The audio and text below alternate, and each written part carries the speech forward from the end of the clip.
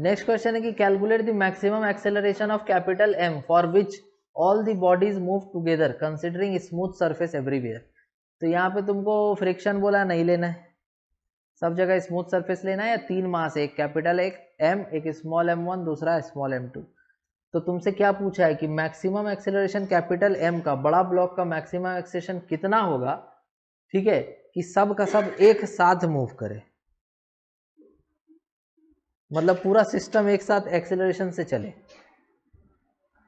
बताओ।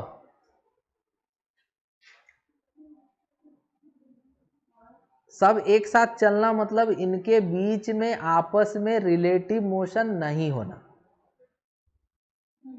ये मतलब हुआ उसका।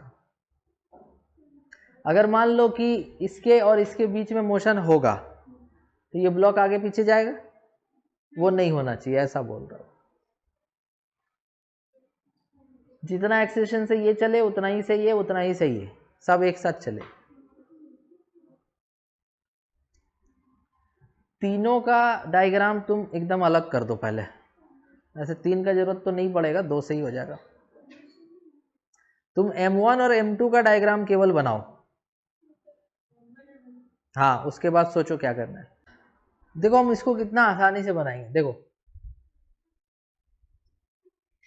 तुम सबसे पहले ऐसा सोचो कि इस कैपिटल एम का एक्सेलरेशन किस तरफ कराना है, लेफ्ट में कि राइट में, किधर कराना चाहिए,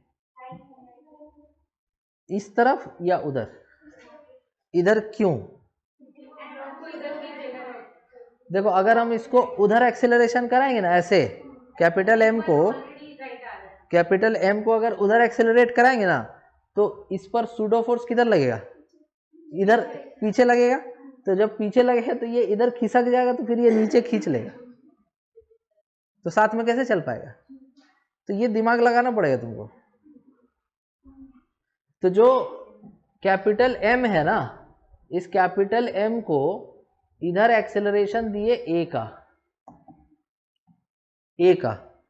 अब छोटा m1 पे सूडो फोर्स किस तरफ लगेगा? देख कहां से रहे हम इसको,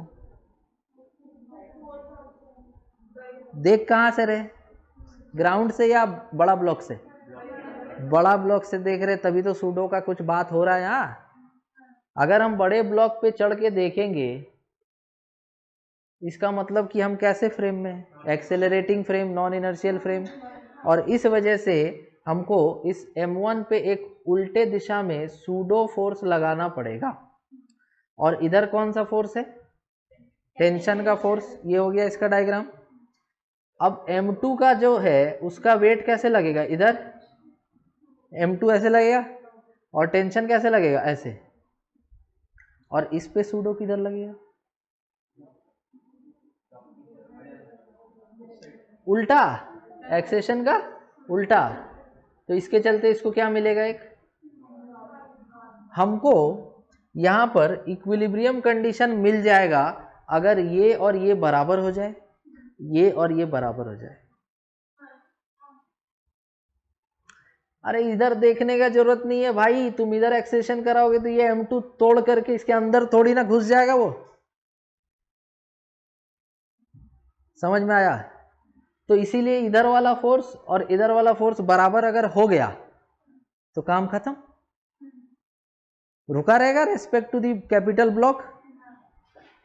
तो T बराबर क्या होना चाहिए, M1A, और यहां से T बराबर क्या होना चाहिए, M2G, मतलब कि ये दोनों भी बराबर होना चाहिए। तो M1A अगर M2G के बराबर है तो A का वैल्यू कितना आना चाहिए, यस, कौन सा ऑप्शन, समझ में आया? कोई डाउट है किसी को?